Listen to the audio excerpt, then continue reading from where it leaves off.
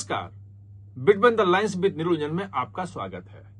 आज हम बात करेंगे नोबेल शांति पुरस्कार की। नोबेल शांति पुरस्कार की जो समिति है उसकी बैठक हो रही है, अंतिम चरण में है।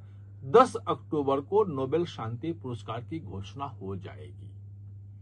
उसका जो हेडक्वार्टर है, जो समिति जहां बैठती है, वो नॉर्वे के ओस्लो में बैठती है। और ओस्लो से या नॉर्वे कहें, वहां से बड़ी खबर आ रही है। बड़ी खबर क्या आ रही है, क्या उसमें है, ट्रंप कहां है, ट्रंप की क्या री एंट्री हुई, उन्हें मिलेगा नहीं मिलेगा, ये चीजों को समझना जरूरी है। और वहां से क्या संकेत मिल रहे हैं, इसको भी जानना जरूरी है। तो सबसे पहले बात करते हैं कि राष्ट्रपति बनने के बाद से ही ट्रंप इस बात को लेकर लगे थे कि उन्हें शांति पुरस्कार मिलना चाहिए, नोबेल का दावेदारी कर रहे हैं। और इसीलिए दुनिया के जितने भी युद्ध हो रहे हैं सबको रुकवाने की बात कर रहे हैं। वो कह रहे हैं खुल के कि हमने 7-8 युद्ध जो हैं वो रुकवा दिए हैं। और ऑपरेशन सिंदूर का भी श्रेय लिया उन्होंने, कई बार बोला। अब इधर खैर बोलना कम कर दिया उसका, जब से भारत के बीच में हुआ कि भाई अब अनबन शुरू हो गई है और भारत रूस और चीन के साथ जा रहा है, थोड़ा सा टोन डाउन हुआ है। लेकिन अभी भी उनका ये है, या ट्रंप प्रशासन का भी दावा है कि रुकवाया है। इसके बावजूद भी उनका नोबेल शांति पुरस्कार की दावेदारी थी वो बहुत ही कमजोर मानी जा रही थी अभी तक। अब मजबूत हुई है, क्यों हुई है ये भी हम बताएंगे। वो दावेदारी कमजोर इसलिए हो रही थी कि पाकिस्तान ने कर दिया, इजराइल ने कर दिया, आर्मेनिया, अजरबैजान ने कर दिया। कई देशों ने उनके लिए कहा कि भाई इनको नोबेल का शांति पुरस्कार मिलना चाहिए, क्योंकि ये कन्फ्लिक्ट रुकवा रहे हैं, देश पूरी दुनिया में शांति ला रहे हैं। लेकिन जो नोबेल शांति पुरस्कार समिति जो है, वहां से राइटर ने खबर दी, बाकी जो यूरोपियन जो न्यूज एजेंसीज हैं वहां से जो खबर आ रही है, वो इसको रिजेक्ट कर रहे थे कि जिस ढंग से ट्रंप दबाव बना रहे हैं वो उनके खिलाफ जा रहा है।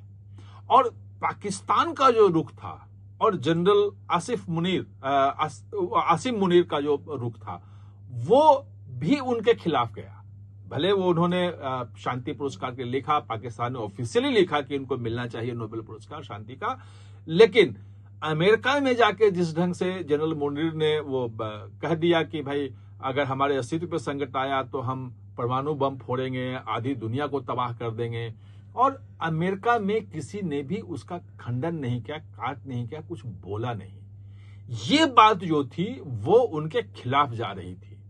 तो अभी सितंबर के अंत तक जो बात आ रही थी वो ये कि जो वहां से संकेत मिल रहे थे कि वो कंसिडरेशन में ही नहीं है, यानी कि नोबेल का शांति पुरस्कार इस बार ट्रंप को नहीं मिलता। इसके बाद ट्रंप ने अभी 3-4 दिन पहले कह दिया कि अगर उन्हें नोबेल का शांति पुरस्कार नहीं मिलता है तो इसका मतलब यह होगा कि अमेरिका का अपमान कर रहे हो। ये नोबेल का शांति पुरस्कार जो है वो ट्रंप का कहना था कि वो सिर्फ मेरे लिए नहीं है बल्कि ये अमेरिका के लिए है। पूरा युद्ध अमेरिका रुकवा रहा है और उसे सीधे अमेरिका के स्वाभिमान से जोड़ दिया था। ये माना जाता है कि ये भी एक दबाव की रणनीति है। और जैसा पहले संकेत दिया था शांति पुरस्कार समिति के सदस्यों ने कि दबाव अगर आता है तो वो नेगेटिव जाता है। लेकिन नई जो घटना हुई है, गाजा का जो शांति का प्रस्ताव उनका है, 20 सूत्री जो उन्होंने पूरे प्लान रखा है कि ऐसे ऐसे शांति होगी। इजराइल ने समर्थन किया है, तमाम जो मुस्लिम कंट्री है, पाकिस्तान तक ने समर्थन कर दिया है। वैसे अब पाकिस्तान मुकर रहा है क्योंकि लग रहा है कि इसको समर्थन करने का मतलब यह है कि इजराइल को मानता देना। और इसके लिए वहां पे जनरल मुनीर का काफी विरोध शुरू हो गया है। शहबाज शरीफ प्रधानमंत्री, उनका विरोध शुरू हो गया है कि ऐसा पाकिस्तान कैसे कर सकता है। और उसके बाद पाकिस्तान अब कह रहा है कि नहीं, जो पहले बातचीत हुई थी, जो प्लान तैयार हुआ था 20 सूत्री, जो नया है वो उससे अलग है। और गलती से उसके समर्थन में वो ट्वीट कर दिया गया था, उसमें सोशल मीडिया पे कह दिया था कि हम समर्थन करते हैं लेकिन इसका हम नहीं करते हैं, इस पे कई चीजें हैं, बातचीत होनी चाहिए। खैर वो अलग मुद्दा है। लेकिन जिस ढंग से हमास ने एक्सेप्ट कर लिया और ये हुआ कि जो 2023 से जो बंधक बने हुए हैं 45-46 बंधक अभी भी हैं, या तो जिंदा हैं तो जिंदा लौटाए जाएंगे वो, और उसकी प्रक्रिया शुरू होगी। अगर डेथ हो गई है तो उनकी बॉडी दी जाए। ये जो हमास ने जो इसको एक्सेप्ट कर लिया है, ये एक बहुत बड़ी चीज है, बहुत बड़ी चीज है। इजराइल ने तो किया ही था। अगर ये सचमुच में हो जाता है, और लग रहा है कि हो रहा है, बहुत तेजी से हो रहा है, 2 दिन में बहुत तेजी से घटनाक्रम चेंज हुआ है, तो ट्रंप जो है सचमुच में मतलब हमास और इजराइल का युद्ध रुकवाना, ये 2 दशक से चला रहा है। कितनी हत्याएं हुई, जो 7 अक्टूबर को जिस ढंग से 1200 लोगों को हमास के आतंकियों ने घुस के मारा, बच्चों को मारा, 300-400 को बंधक बना लिया। गाजा में कहते हैं कि 60-65 हजार लोग मारे गए हैं, पूरा का पूरा गाजा तबाह हो गया है, वहां लोग भूख से मर रहे हैं, चीजें नहीं पहुंच रही हैं।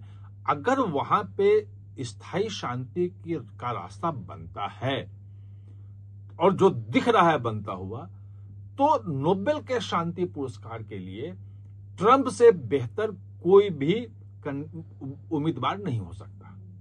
और एक बात यह भी कही जा रही है कि भारत ने जिस ढंग से तत्काल इसका समर्थन किया है, पाकिस्तान तो अब पीछे हट रहा है, लेकिन भारत के प्रधानमंत्री मोदी दोबारा कहा है कि हाँ, ये स्थायी शांति के लिए है और बहुत अच्छा है। ये बात भी आ रही है कि ओपनली भले न भारत करे, लेकिन भारत कहीं ना कहीं से जो नोबेल शांति पुरस्कार समिति है, वहां पे मैसेज, अपना जो रिकमेंडेशन है वो भी पहुंचा रहा है, मैसेज वहां पहुंचा रहा है कि इस बात के लिए बाकी जितने युद्ध रुकवाए न रुकवाए वो सब के लिए भले उनको न कंसिडर किया जाए नोबेल का शांति पुरस्कार के लिए, लेकिन जो गाजा में शांति स्थापित हो रही है, जो हमास जो एक्सेप्ट किया है, उसके लिए निश्चित रूप से ट्रंप को नोबेल का शांति पुरस्कार मिलना चाहिए। भारत की तरफ से भी समर्थन हो रहा है, पहली बार हो रहा है। अब देखना यह है कि 10 को नाम जो घोषित होता है उसमें ट्रंप का होता है या नहीं होता है, लेकिन ट्रंप इस बार नोबेल के शांति पुरस्कार के लिए सबसे बड़े दावेदार के रूप में पिछले 2 दिनों में उभरे हैं, इससे कोई इनकार नहीं कर सकता। आप हमारे साथ चर्चा में जुड़े, इसके लिए बहुत बहुत धन्यवाद। और हां, चैनल को सब्सक्राइब करना न भूलें, इसका बेल आइकन दबाएं ताकि नया वीडियो कोई भी आए तो उसका नोटिफिकेशन समय पे आपको मिल जाए। और हां, चैनल को सब्सक्राइब करना न भूलें, इसका बेल